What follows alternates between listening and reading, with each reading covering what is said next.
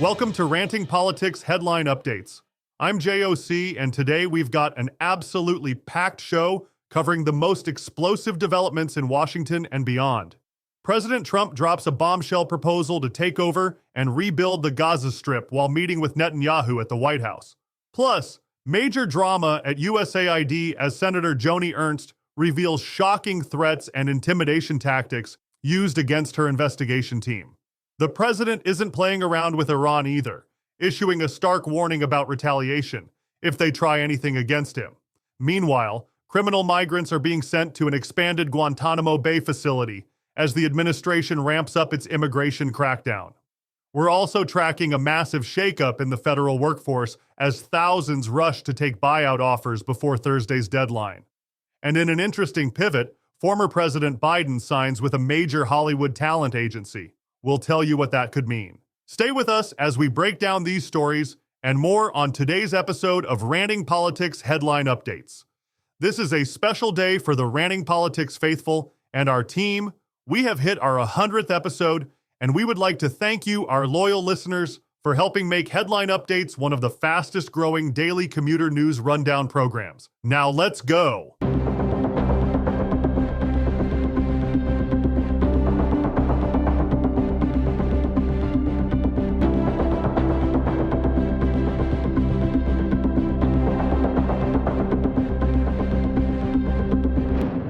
In a stunning move that's got everyone talking, President Trump announced his vision for American control of the Gaza Strip during a joint press conference with Israeli Prime Minister Benjamin Netanyahu.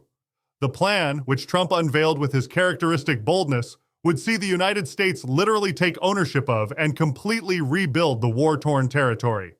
Trump laid out his ambitious vision in no uncertain terms, saying the U.S. would level the entire area and transform it into what he describes as an economic powerhouse.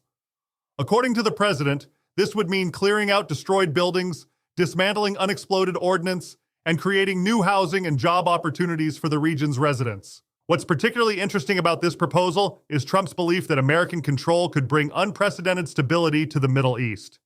He claimed that everyone he's consulted loves the idea of the United States owning this piece of land, though he acknowledged this wasn't a decision made lightly.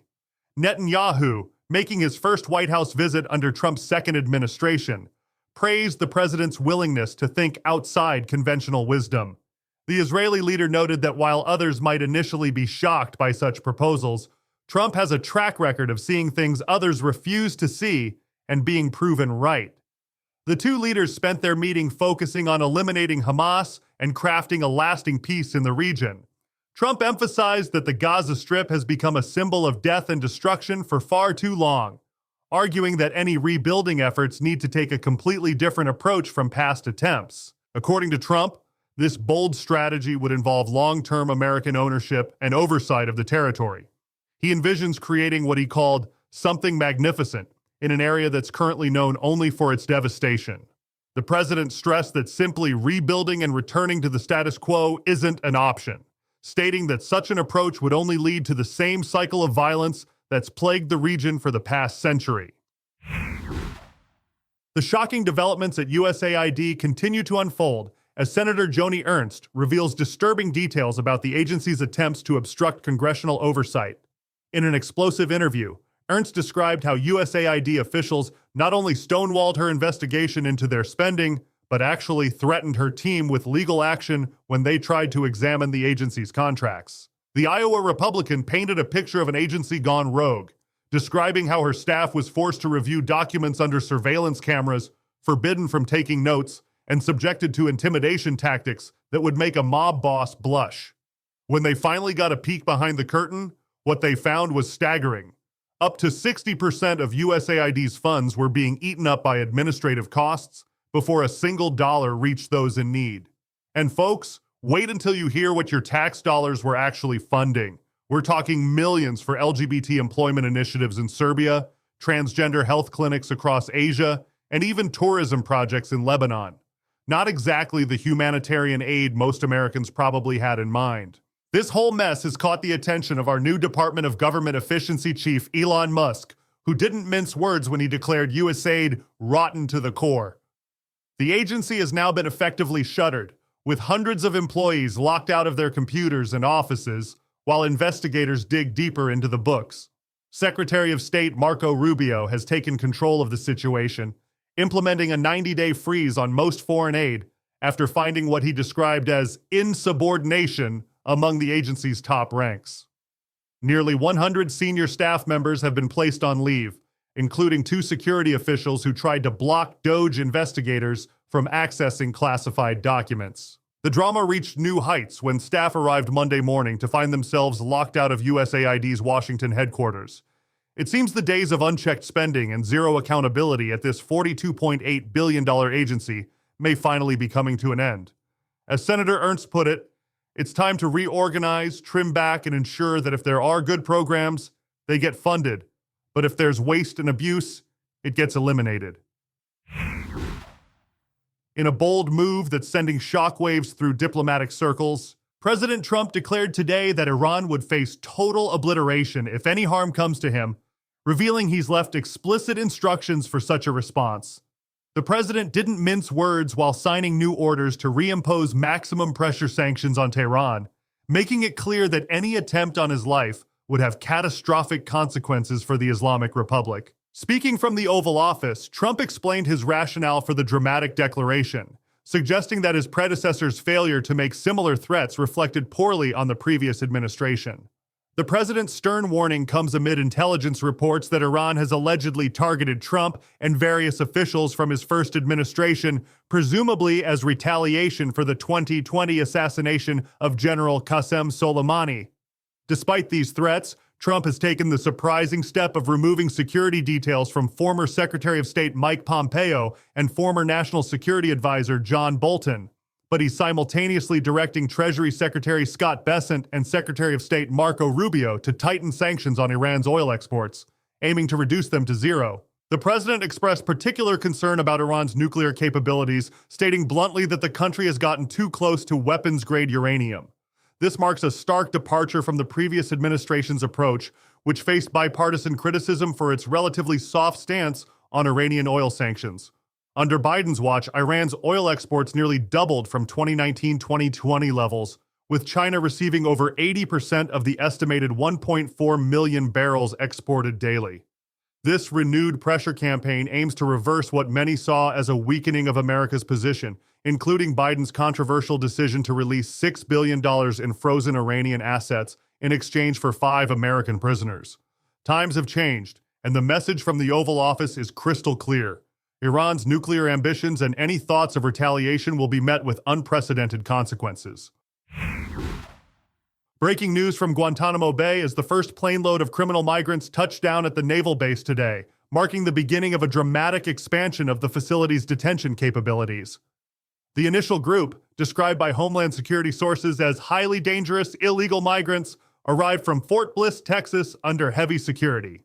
Department of Homeland Security Secretary Kristi Noem released stark images showing the first detainees, men in gray prison uniforms and handcuffs, being escorted across the tarmac to waiting transport planes. The administration isn't being subtle about its message, with White House Press Secretary Caroline Leavitt confirming that this is just the beginning of regular flights to the Cuban facility. President Trump's recent order to expand Guantanamo's capacity is ambitious, directing the Pentagon and Department of Homeland Security to prepare the naval base to house up to 30,000 detainees. It's a massive scaling up from the facility's traditional migrant holding capacity of just 120 beds. To support this expansion, about 200 Marines have already been deployed to the base, with hundreds more expected in the coming days. The administration's plans include setting up temporary housing across the facility's 45 square miles, transforming what was once primarily a terrorist detention center into what border czar Tom Homan describes as a facility for the worst of the worst criminal migrants.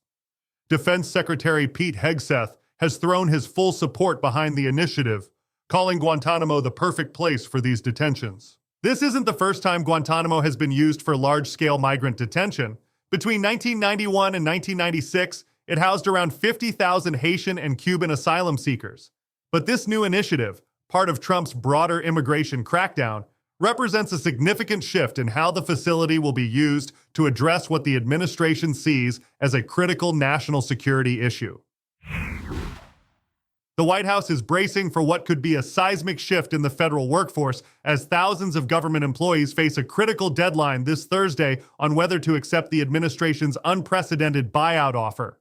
Initial reports suggest at least 20,000 federal workers have already taken the deal, but White House sources indicate that number is rapidly climbing. President Trump's directive requires all federal employees to return to full-time office work or accept what amounts to a golden parachute, continuing their current pay and benefits through September while being exempt from in-person work requirements.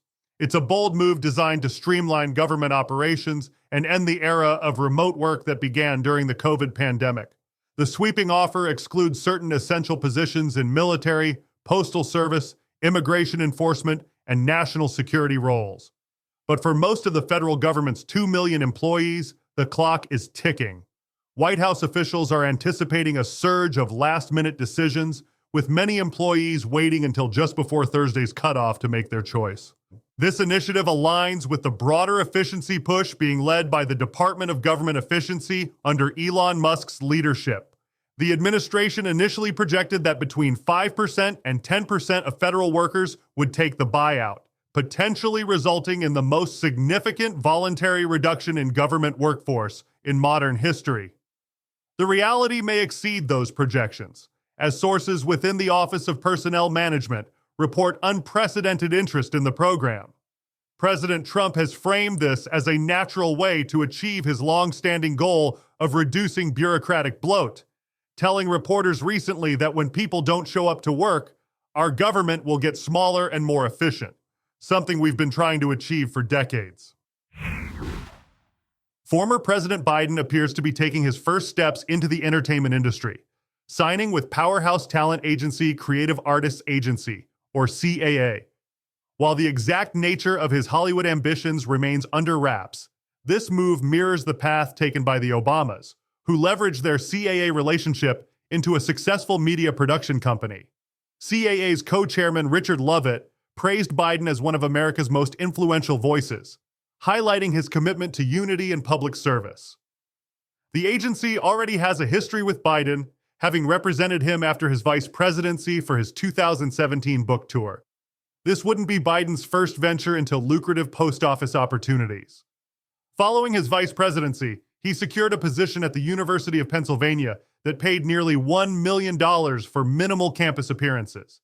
He also commanded impressive speaking fees from various universities, often earning six figures per appearance. The former president's family has shown a knack for monetizing political connections, with controversial business dealings in China through CEFC China Energy paying millions to Biden family members.